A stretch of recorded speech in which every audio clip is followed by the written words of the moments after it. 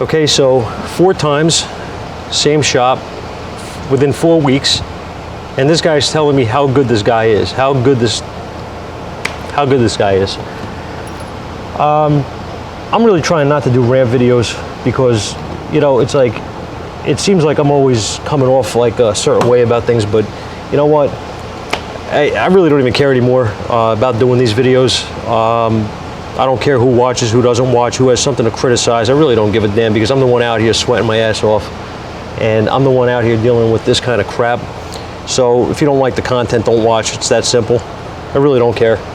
But I wanted to put this out there because if I could reach one person and make them understand that when you go to somebody to have repair work done and they don't diagnose the car properly or they don't do the repairs properly, and in this case, I mean, you know, you judge for yourself, but when you see that day in and day out, it wears on you. It gets you tired. It gets you aggravated. And this guy was outside asking me if I'm going to charge him to diag the car. I said, yes, I am. I said, we always charge to diag the car. And he's like, well, you could take it off the bill though, right? I said, no, I'm not taking it off the bill. It's a diag charge. It's a flat rate charge for this type of repair, you know, this type of diag on this car. And if you don't want to pay the diag charge, then don't waste my time. Go. I don't care. Go back to the guy that fixed it 4 times the wrong way. I took the cover off. I don't know how well it's going to come up on camera, but you can see this is all cooked, the board, okay? But this is where you're at, you know what I mean? I'm tired of people looking to come here as a last resort, because that's what I have here. Like some of you guys out there, some of the guys that I even network with on YouTube, and you know, guys that I respect in the field, I'm sure they see some of this stuff, but I would be very, very surprised if they saw the same level of crap that I see here. Dumbest thing in the world that we see here day after day. And this is not one job, this is, you know, 4, 5, 6 jobs a week that will come in and they'll complain about paying for a diag, and they'll tell us how the other guy, you know, did this and the other guy did that, and we spent this and that, and the car still broke. So how good is the guy? You know, that's actually what I told this guy. I was like, well, if he's so good, how come you're here? Well, you know, he's having trouble with this one. He's having trouble with a blower resistor that's melting because he's using butt connectors and garbage, you know, tape and twisted wires. And I mean, come on, this is what's out there. And I'll tell you something else. I had another car in here during the week, the beginning of the week, and it was a nice lady. She came in with a Lexus ES 300, older vehicle, 2001 maybe. Car had 60,000 miles on it. And while I'm on this tangent, I'll tell you what happened with that car because I thought it was pretty messed up. She went to a place, she went to the dealer. I don't know which dealer she went to. It wasn't local to me, but it was, you know, somewhere in Jersey. Complaint with the car is she'll start it. Sometimes it'll start, sometimes she has to jump it. She'll drive the car. As soon as she shuts the car off, it will not restart. It's click, click, click, you know, the battery's dead, the lights are flashing on the dashboard, and all that nonsense, right? So, what's your initial thoughts on that? Sounds like a bad connection or a bad battery. Maybe the charging system isn't up to par. What do? Well, you test, right? That's what you're supposed to do. She goes to the dealer with the car. Apparently, from what she said, they had the car for 3 weeks, and they told her there's nothing wrong with the vehicle that they could find. The problem with the vehicle is that she doesn't drive it long enough during the time she takes it out. She doesn't have it out long enough. Meaning, she told them sometimes, you know, I take the car to the store, sometimes I'll start the car up and I'll have to move it for the sweeper, whatever the case is, right? They said, no, you have to drive the car for a minimum of an hour every time you take it out, otherwise the battery will be dead. Well, that's nonsense, right? So when she got it back from them, she was frustrated. She ended up going to a shop, a repair shop. I don't know where, I don't know the name of it, wouldn't tell you if I did. They told her the alternator's no good on the car. They put an alternator in it. She gets the car back, she goes home, shuts the car off, she goes to restart it, the car's dead. So she told me at this point she was fed up, ready to sell the car. She didn't know what to do. And it's, you know, again, this is a clean car. This isn't a beat up, raggedy, you know, car. It's in good shape. It's maintained. So she brings the car here and asked me if I would, you know, take a look. Of course, take a look.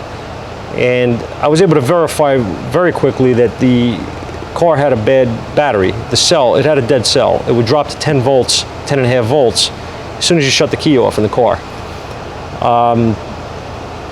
Obviously did my tests, you know, voltage drop testing and everything after I put a battery in it, checked it for a parasitic draw, verified the alternator's charging, all the stuff that you typically do, check my grounds, check everything. Make sure that this car is not going to come back for any problems. But it was a bad battery, plain and simple. Here's the kick in here's the kick in the ass. The battery in that car was a Lexus battery bought from the dealer 2 years ago with an 84-month warranty on it. I gave her the battery back. I didn't charge her the core. I told her to take the battery, see if she could get reimbursed. She has my receipt, my findings, all my proof of, you know, a bad battery. And, you know, obviously if they test it properly, it's going to show that it's a bad battery. It's got a dead cell. So this is what's out there, okay? This is, you know, it's not, it's just absurd. It's just absurd. One thing is the dealer, she told me the dealer did not charge her for diagnosing that car when they failed to diagnose it, which I guess that's one nice thing. You know, but she did eat an alternator for nothing. So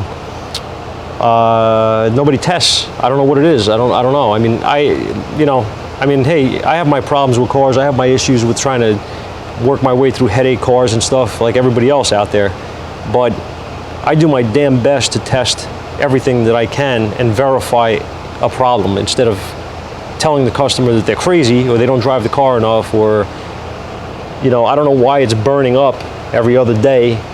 I did the job right and, you know, everything's melting. I don't know why. This is my frustration. So that's why I'm doing the video on this. I'm not going to even bother with the repair because this guy's probably not even going to pay me to fix this car. He's probably going to tell me that he doesn't want to pay to fix it. So he's going to wind up paying me for my diagnosis, and he's going to take the car back to his hack guy, and the guy could burn the car to the ground by the time he's done, and I really don't care. But that's where you're at. So, you know, these are the kind of jobs that are just frustrating as hell, you know, because people don't want to spend the money smart. They want to spend money foolishly and throw it in the garbage, which is what you're doing when you go into places like this. You know, so I don't know. I mean, I had another one in here. I had one in here for a parasitic draw. It was a Tahoe, I think. And the guy came in, nobody could fix it, blah, blah, blah, blah. Same old crap, same old story. I put a amp clamp on it. It's drawing 1.5 amps. I think it's got a draw, right?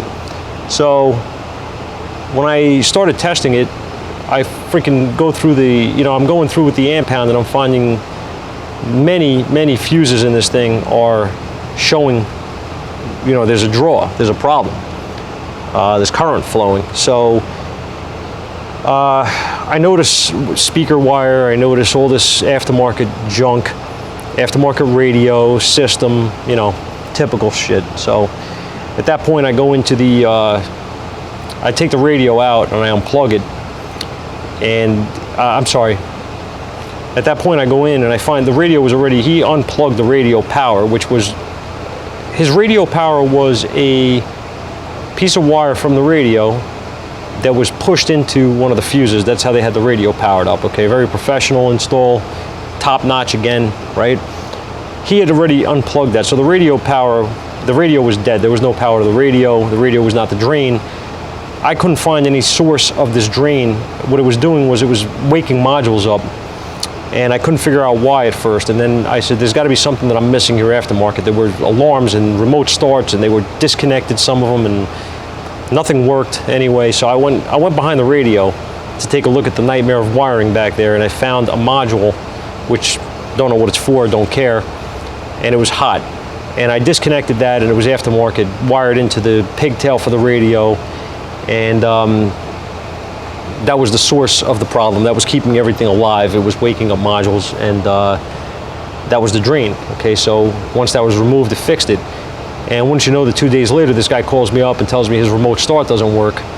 And what did I do to the car, and this and that? And I said, I didn't touch the remote start. It didn't work. You actually told us it doesn't work when you came in. It's aftermarket. I don't touch that stuff. I take it out if it needs to be taken out, and it goes in the garbage. I don't work on them. I don't install them. I don't do anything with them.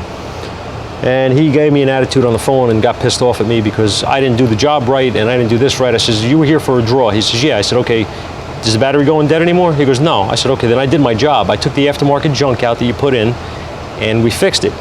That's how you fix it. You take it out and you throw it in the garbage. He said, no, you should have fixed it. I should have fixed the aftermarket Chinese garbage. You know, take the board apart and fix whatever it is that's in there, that whatever. So trying to make some of these people understand that I don't fix that stuff is difficult, you know what I mean? And this is the source of my frustration. Part of the reason why I'm getting tired of just doing videos and everything, because this is what I get day in and day out, and I'm sick of hearing myself talk about it. And this is nothing but frustration, you know what I mean? They'll go spend $4, $5, $6, $7, $1,000, $2,000 someplace. The car will not be fixed. They'll come here, they'll complain that they don't have any money, or they don't want to spend money to check the car the right way. They just want to know what's wrong with it. Can't you take a quick look? I don't know. But I'm going to go call this guy, and I'm going to go tell him what I found, and I'm going to see if he wants to fix it, and then I'm going to go home, because he's probably going to tell me no. And that'll be the end of my day.